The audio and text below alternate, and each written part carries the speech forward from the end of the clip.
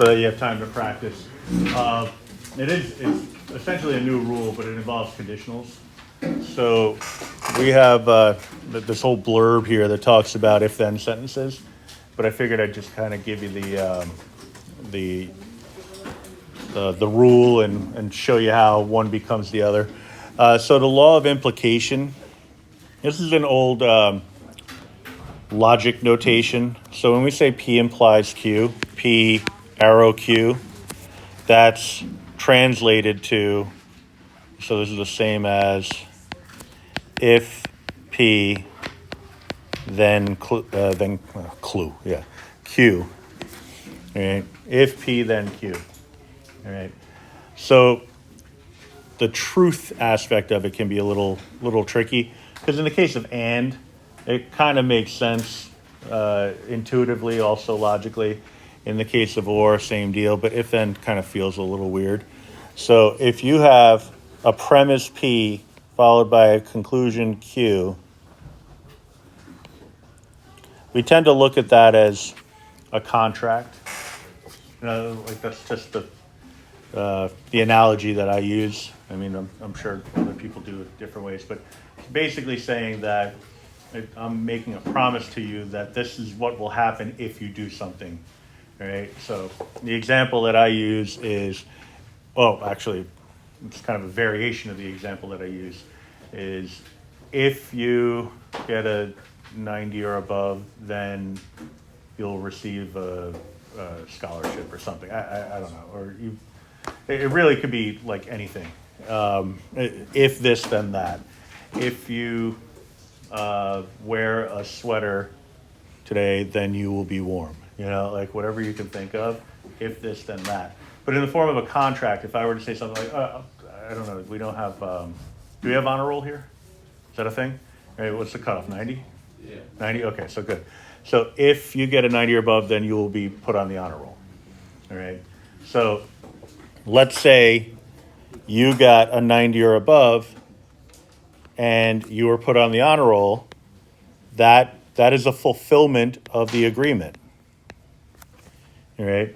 So it is a true sentence if both parts have been accounted for. So you kind of look at it past tense. You got a 90 or above. We put you on the honor roll. All right. Contract fulfilled, true sentence. All right. But if you receive a 90 or above and they don't put you on the honor roll, then it's a breach of contract. All right. The terms of the contract were met, but the stated outcome didn't happen. All right. So this is a breach of contract, so that's a false. All right. I wanted to go with something a little bit more cut and dry because, there's always the example of like, if you study hard for the test, then you'll do well on the test. And we all know that doesn't always happen.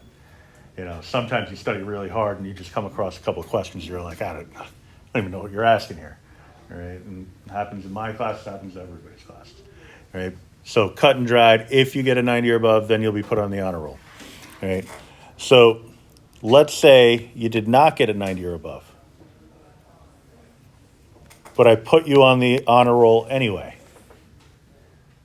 Did I breach the contract? No. It kind of feels like I did. It's like not in the spirit of the contract, but I never really said what would happen if you didn't fulfill the terms of the agreement. So I could really do anything.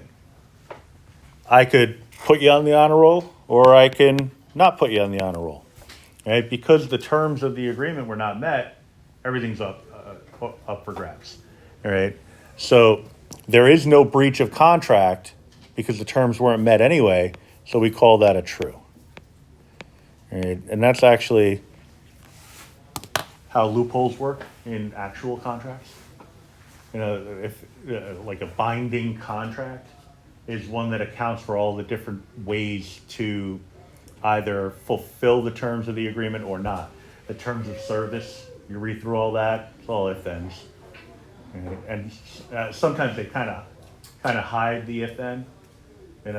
Sometimes they put the then before the if. we will do this for you if you do that. Right?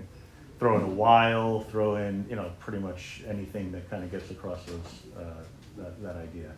Right? As long as you do this, we will do that. Right? That's another if then, it's just disguised. Right? And then, the legal field, that's pretty much how it goes. Right? So, especially for contract writing and negotiation, things like that. We try to keep it simple here because we're just trying to make a Venn diagram out of this. So we don't have to go too crazy with it, but you end up with this weird occurrence where there's only one instance in the conditional where it's false. Right? And that's if you're given the terms, you met all the terms, but then the stated outcome didn't happen. That's for pretty much every lawsuit that's ever been filed, it's been something like that happened, where a person thought they fulfilled all the terms of the agreement. Maybe they did, maybe they didn't, but the person who is supposed to give the reward for meeting the terms of the agreement failed to do that. Whether it was correct or incorrect to do that is what's up for debate, and that's why there's a suit. All right. So that's a little background on the if then. You see the notation here. This is all logic notation. I wanted to convert that over into set notation. So we say P sideways U. All right, just to throw another flavor of U in here. P sideways U. Thanks, bud. Q is the same as, right? So it's by definition equal to, again, that's what the triple equal sign means. You just leave that there, Cole, it's fine. So that's going to be equal to not P union Q. All right, we'll just focus on that one. There's other variations of it. We could play around with opposites and things like that. It's really not, where to? It's a macro. Macro.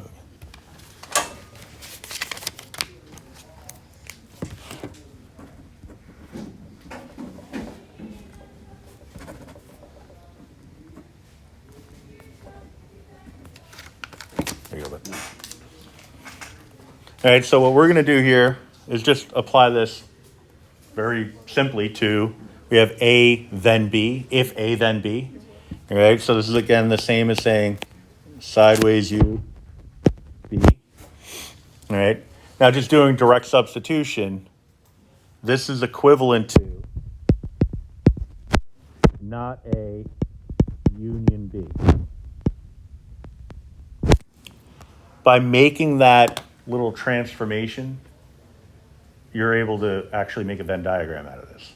Right? Previously, you were not able to. Right?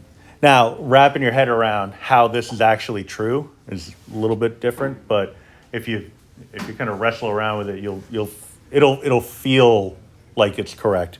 So, again, just using my grade example, the A value perhaps means if you get a 90 or above, the B value, then you'll be on the honor roll. So if you get an A or above, then you will be on the honor roll, is logically equivalent to if you don't get, not even an if, get rid of the if.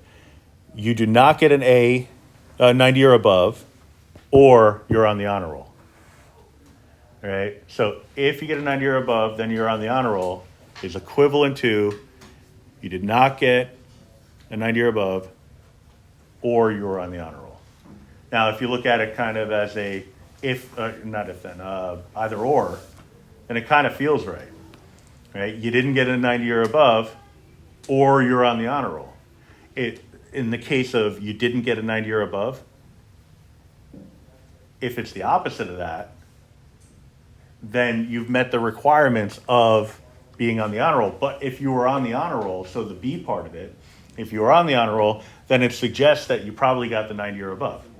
All right, so it's mental gymnastics. It's kind of the sort of thing where, like when you have quiet time and you're just thinking, you're just sitting there, nothing to do, and it just kind of pops in your brain. It's like, oh, okay, that makes sense. All right, but in the moment, it doesn't always. All right, so let me just do the sketch on this. This part is straight out of yesterday, so shouldn't be anything too alarming.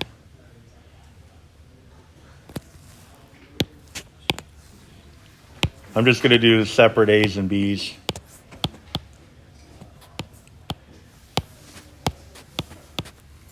And then there, create a little overlap. All right. So looking at this, not A, that's going to be everything outside of my circle A. Even if we don't label it, I tend to just put the A on the left, and so do most people, like the whole world over. The other one is B. Everything inside of this. And again, I'll put the labels in. But you don't always need to do the sketch. It just sometimes is helpful. All right. What really is helpful more than actually making the sketch is just general understanding that for a union, it's everything that has any shading whatsoever that's part of your solution. All right. So I'll use the orange. It's everything except for that sort of half moon kind of deal.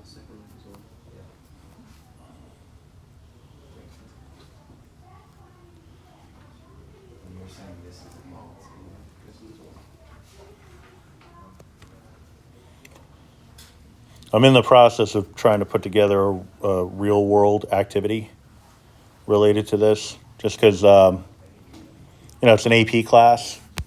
And I have students in some AP classes that are like, well, I'm not going to take that one because colleges won't accept it.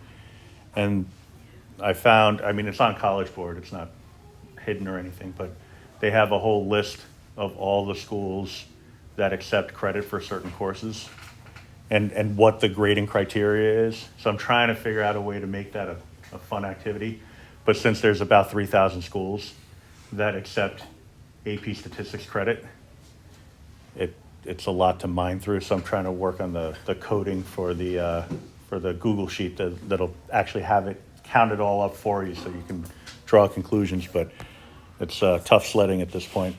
Yeah, it's like, I want to say it's like maybe 2,900 different schools.